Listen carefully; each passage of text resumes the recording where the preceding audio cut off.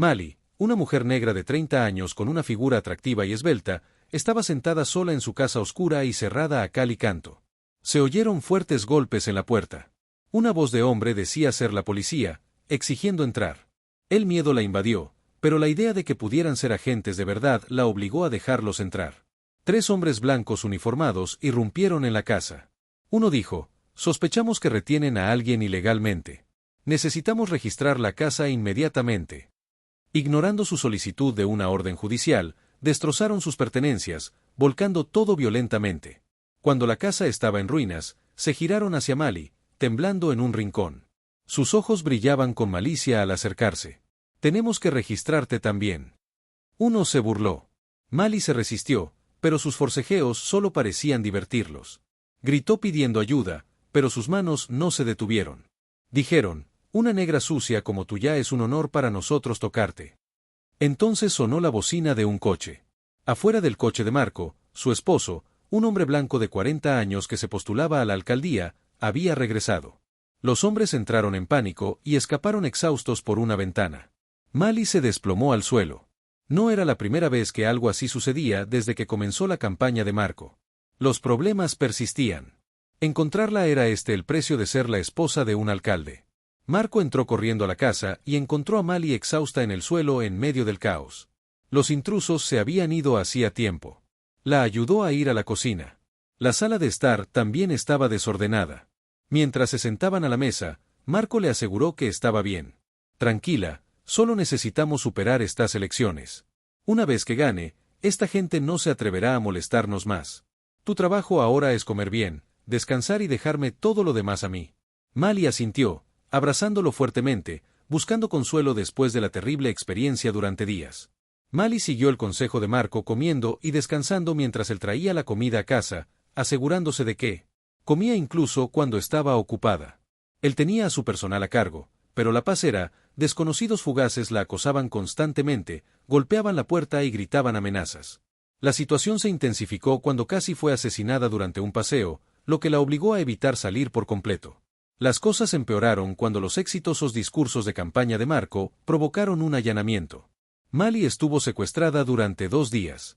Sus captores la insultaron, escupieron insultos raciales, la llamaron asquerosa, inútil, escoria negra y si no fuera por Marco, ya estaría muerta. Por suerte, Marco la rescató antes de que cumplieran sus amenazas. El trauma dejó a Mali con cicatrices psicológicas.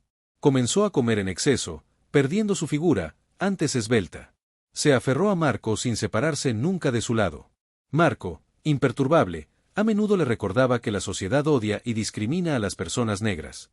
Conmigo estás más segura. Cuando sea alcalde, construiré un mundo más justo para todos. Hasta entonces, quédate cerca.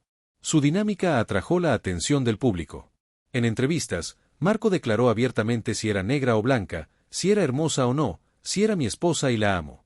Sí, Mali tiene problemas de salud mental y necesita estar cerca de mí, pero no me importa, estoy feliz de cuidarla. Mali a su lado sonrió agradecida y agregó: sin él, no podría sobrevivir en este mundo injusto. Sin embargo, sus palabras fueron omitidas, etiquetadas como las divagaciones de alguien inestable. Él no se dio cuenta de que su historia había disparado las ventas de revistas a niveles récord. La dedicación de Marco conquistó a la comunidad, especialmente a los votantes negros. Fue celebrado como un líder compasivo y, como era de esperar, ganó las elecciones generales.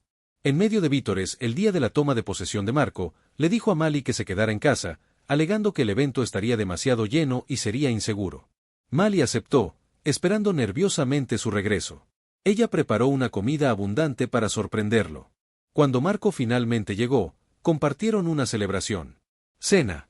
Sin embargo, mientras Mali comía con ganas, Marco le comentó que debería empezar a bajar de peso. Subir demasiado de peso no es saludable. Mali dejó de comer inmediatamente, aunque siguió teniendo hambre. En los días siguientes, Marco redujo sus porciones de comida, dejándola constantemente hambrienta.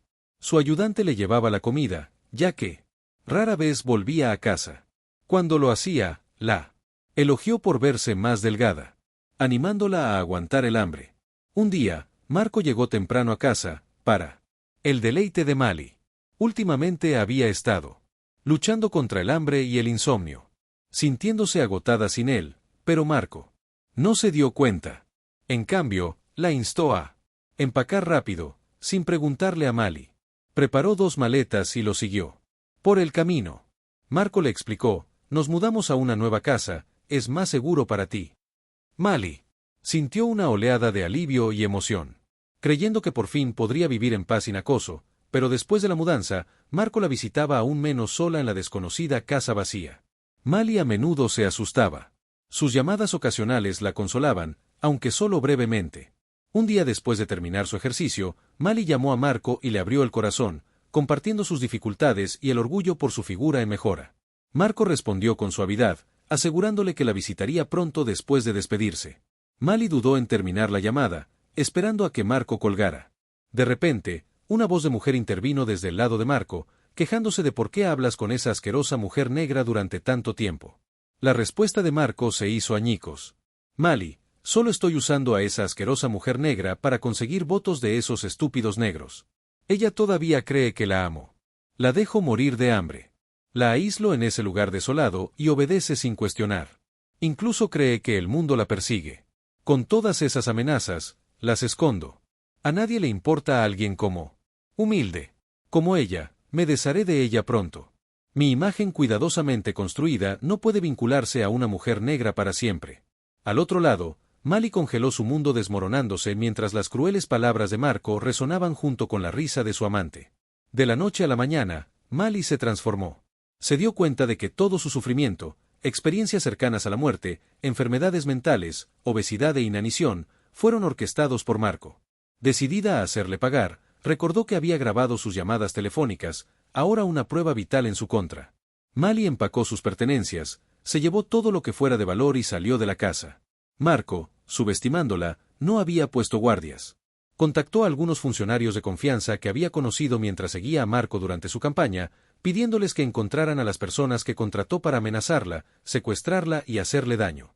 Aunque, ansiosa por confiar en la persona equivocada, depositó su fe en sus instintos. Mientras tanto, Mali también buscó terapia después de 2 meses de problemas mentales. La salud mejoró significativamente. Finalmente, los oficiales localizaron a los matones. Los detuvieron en un hotel barato. Consumían drogas. Mali los confrontó exigiéndoles pruebas de la participación de Marco. Sabía que las tenían guardadas para chantajearlo si era necesario. Claro que tenían registros de chat con Marco, pero se negaron a entregárselos fácilmente. Mali sonrió con confianza. Dame las pruebas y te pagaré 3 veces más de lo que Marco pagó. O mejor aún, ayúdame a exponerlo y te pagaré 10 veces más. Tentados por el dinero, los adictos dudaron, pero finalmente aceptaron cooperar.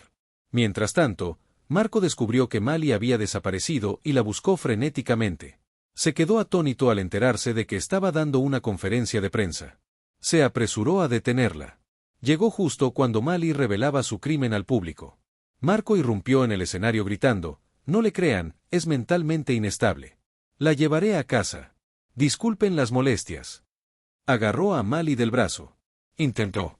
Para arrastrarla, Mali se liberó sonriendo con suficiencia. «Yo estaba mentalmente enferma, pero me he recuperado. Mi psicóloga está aquí hoy junto con algunos invitados especiales». Su psicóloga en el antiguo Sageste. Dejó a Marco sin palabras con testigos y pruebas. La fachada de Marco se derrumbó. Fue despojado de su cargo y sentenciado a prisión por secuestro y agresión, aunque su sentencia fue corta.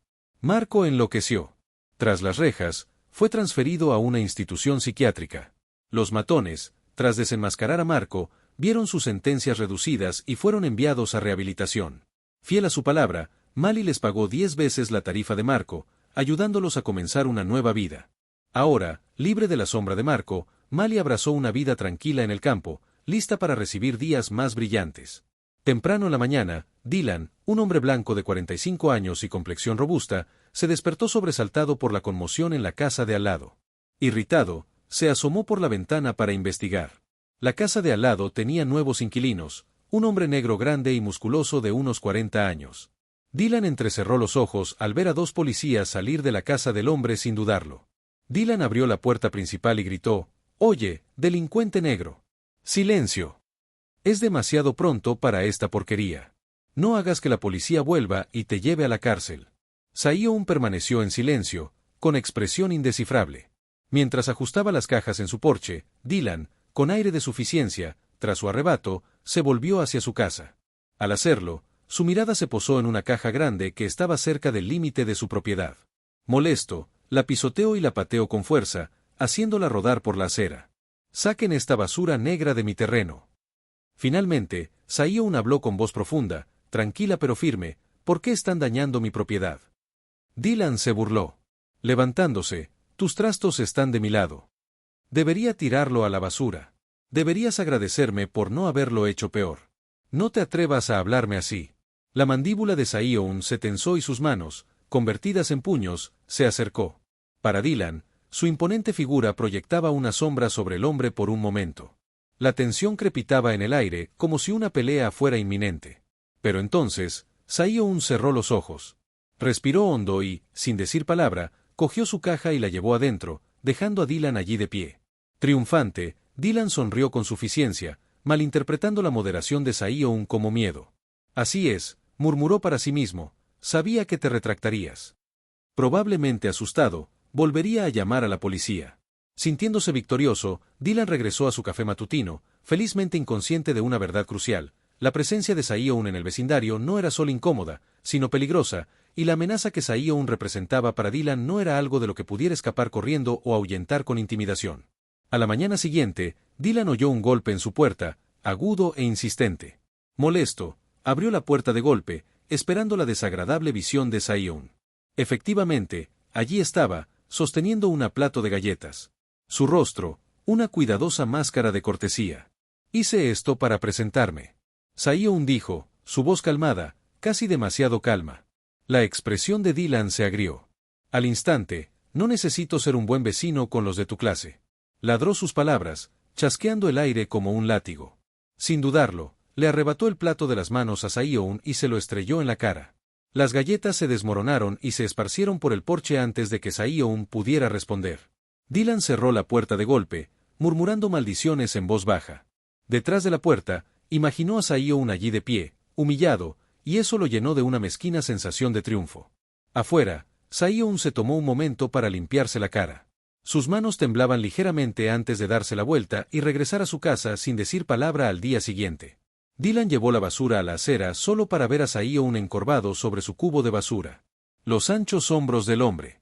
Se puso rígido al notar que Dylan se acercaba. Por un momento, Saioun se quedó paralizado como si lo hubieran pillado en el acto de un crimen atroz. «¿Qué demonios crees que estás haciendo?». Dylan ladró. Solo buscaba algo. Saioun tartamudeó su voz apenas por encima de un susurro. Dylan se burló con desprecio. Curvó los labios. Pensó que basura como tú pertenece a la basura. No esperó una explicación. Con un movimiento exagerado, le lanzó la bolsa de basura que llevaba directamente a Saioun. La golpeó con un golpe sordo, derramando pozos de café y restos podridos sobre la camisa de Saioun. «Ahí», dijo Dylan con un tono que destilaba veneno. «Elige, rata negra sucia». No se molestó en observar la reacción de Saioun. Giró sobre sus talones y regresó pisando fuerte a su casa. Cerró la puerta de golpe. Saioun se quedó allí un largo rato, limpiándose el desastre de la camisa con lentitud y deliberación. Movimientos. Su rostro permanecía impasible, pero sus manos temblaban levemente. Sin decir palabra, limpió el desorden y volvió adentro. Los días pasaron sin ningún ruido ni interrupción de Saioun y Dylan sintieron una sensación de alivio. Tal vez pensó que el hombre finalmente había aprendido cuál era su lugar, pero esa ilusión se hizo añicos una tarde cuando Dylan miró por la ventana y vio a Saioun de pie junto a la suya, sosteniendo unos binoculares y mirando fijamente la casa de Dylan. La rabia bullía en el pecho de Dylan. Sin pensarlo, corrió hacia su armero. Agarró su escopeta y marchó directo a la puerta de Saioun.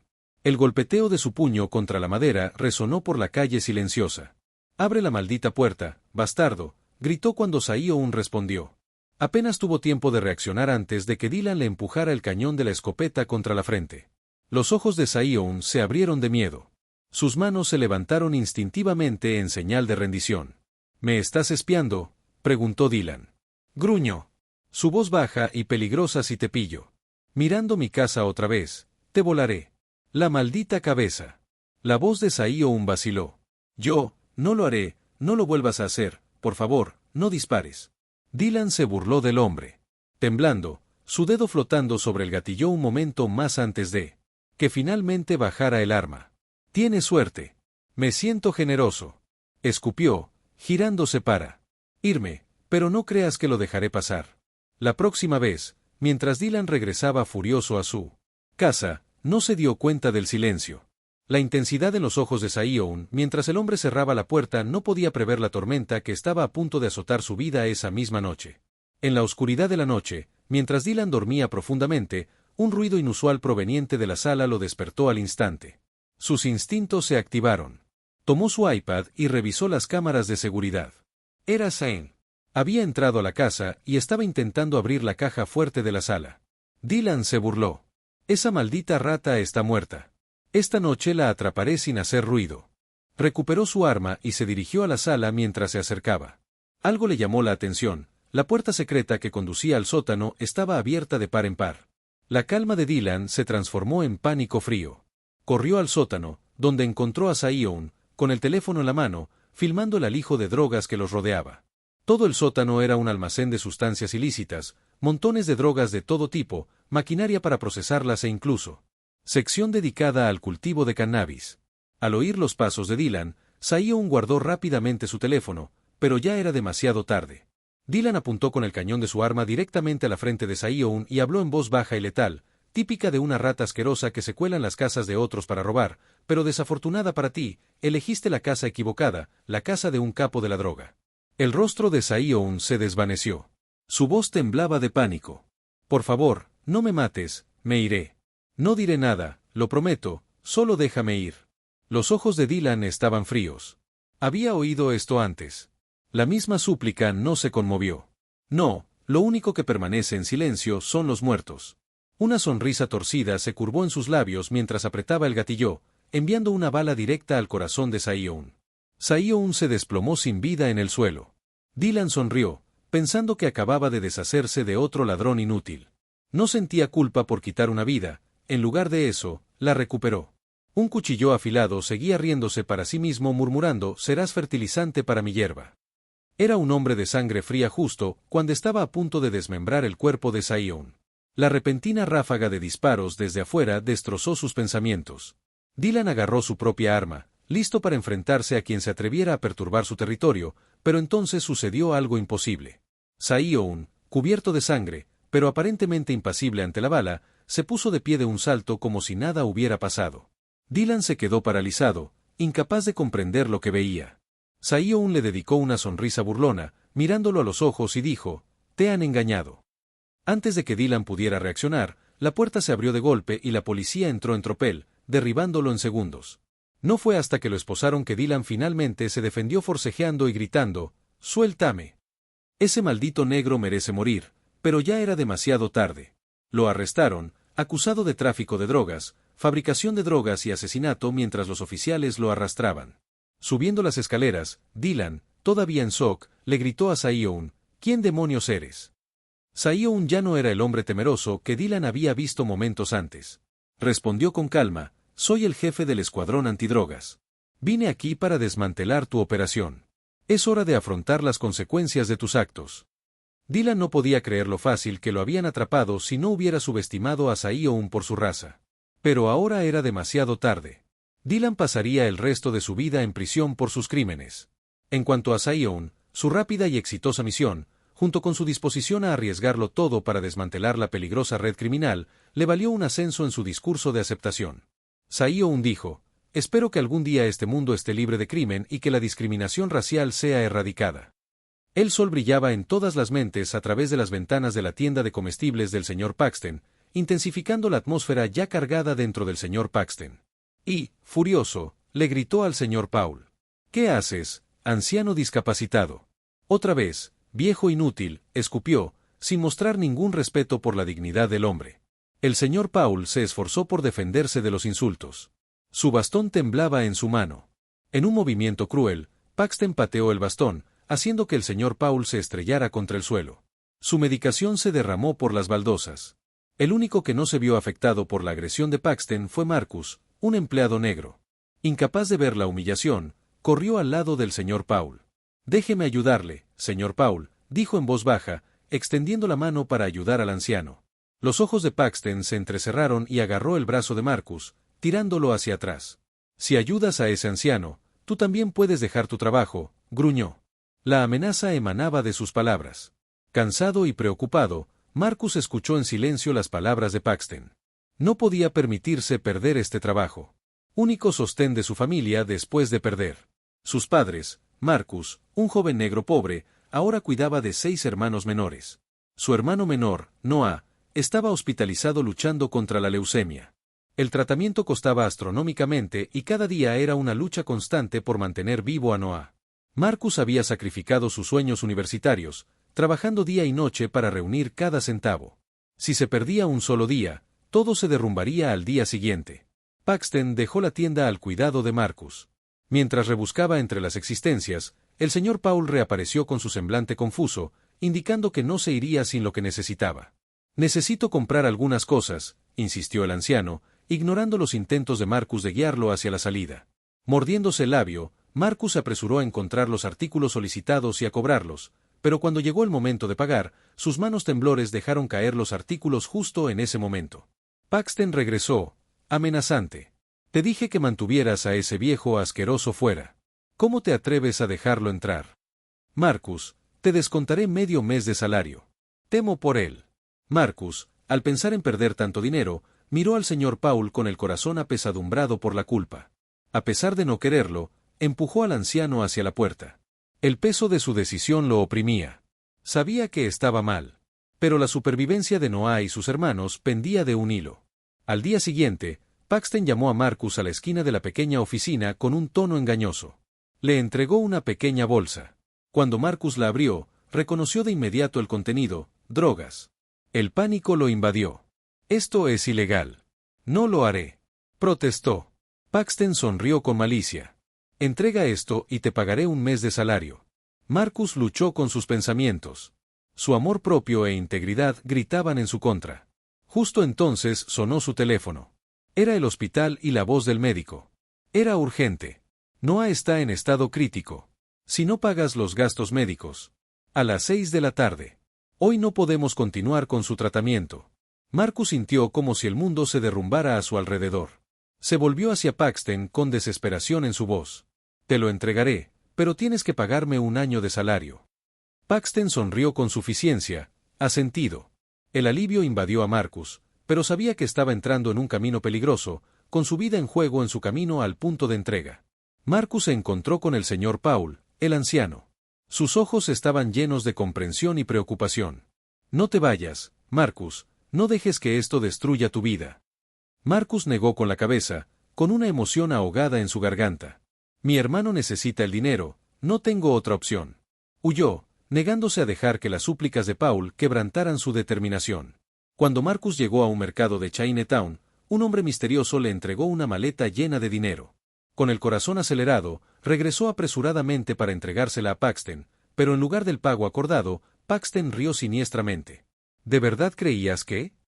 Te pago un año de sueldo, no estás recibiendo nada, tonto, aturdido y furioso. Marcus gritó, llamaré a la policía de Poli. Paxton se burló. Adelante, la bolsa está llena de tus huellas dactilares, eres el repartidor, Marcus, estarás en la cárcel antes de que me atrapen. La desesperación se apoderó de Marcus. Justo entonces sonó su teléfono, era la doctora. Lo siento, dijo. Noah falleció. Lo intentamos, pero no pudimos salvarlo. Marcus se desplomó en el suelo. Las lágrimas corrían por su rostro. Había perdido a Noah. Lo había perdido todo. Unos días después, Marcus se quedó en silencio ante la tumba de Noah. Sus ojos estaban hinchados por el llanto. El señor Paul se acercó en silencio, ofreciéndole consuelo. Marcus, todavía tienes 5 hermanos, te necesitan. Sé fuerte si quieres exponer. Paxton, te ayudaré. Marcus levantó la vista. Con lágrimas en los ojos, ¿qué quieres que haga? Solo sigue mi ejemplo. Paul respondió. Decidido, según el plan de Paul. Marcus regresó a la tienda de comestibles y me acerqué a Paxton. Necesito dinero. Quiero involucrarme en un negocio más grande. Paxton ve a Marcus como un activo valioso. Para su creciente operación de drogas, aceptó. Para llevarlo esa noche al puerto de contenedores, Paxton y Marcus se encontraron con el capo de la droga mientras éste inspeccionaba la mercancía. Marcus activó un rastreador para la policía. De repente, el capo recibió un mensaje: la policía venía. Apuntó con un arma a ambos hombres, acusándolos de traición. Al darse cuenta del peligro, Paxton golpeó a Marcus en la cara gritando: «¿Llamaste a la policía?». Marcus cayó al suelo, con el rastreador volando de su mano. Furioso, el capo levantó su arma para disparar cuando, de repente, las sirenas de la policía resonaron por el puerto. La policía llegó desde todas direcciones, rodeando la zona con luces azules y rojas intermitentes. Rápidamente detuvieron al capo. Paxton intentó huir, pero fue sometido inmediatamente mientras estaba esposado. Murmuró: «Estás muerto. Marcus, no te saldrás con la tuya». Marcus lo miró a los ojos con fría rebeldía. Había soportado suficiente pérdida y dolor como para temerle a Paxton. La situación se estabilizó. Marcus se puso de pie. Paul salió de entre la multitud de oficiales. Ya no era el anciano torpe, sino el jefe Paul, quien había estado investigando el caso durante meses. Puso una mano en el hombro de Marcus. «Lo hiciste bien, Marcus». Las lágrimas corrían por su rostro al recordar el dolor de perder a Noah. Paul suspiró con empatía en sus ojos. «Has perdido mucho, pero tienes la oportunidad de empezar de nuevo si quieres. Puedo ayudarte a convertirte en policía. Necesitamos gente como tú». Marcus levantó la vista con determinación, volviendo lentamente a su mirada. No podía devolverle a Noah, pero podía forjar un futuro mejor para él y sus hermanos. Un año después, la vida de Marcus se había transformado con Paul como mentor. Él brindó apoyo financiero y emocional a sus 5 hermanos restantes, ayudándolos a alcanzar un futuro mejor. Gracias por mirar y apoyar.